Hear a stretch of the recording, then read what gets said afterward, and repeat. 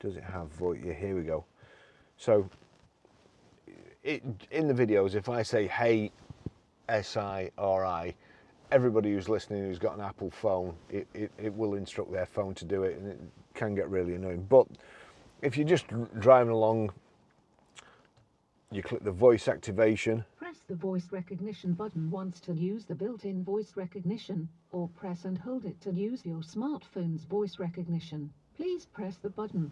So if I click the voice activation button and keep my finger on it for a second or so, that's the SIRI. Navigate to Manchester.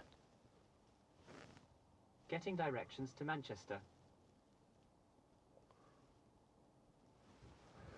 Now, if I click go, we'll set off, but if you just leave it, Starting route to Manchester. you don't have to. You know, you don't have to even click the screen. It will just go into it automatically. We'll try it again. So, finger on the button for a second or so. Navigate to Starbucks.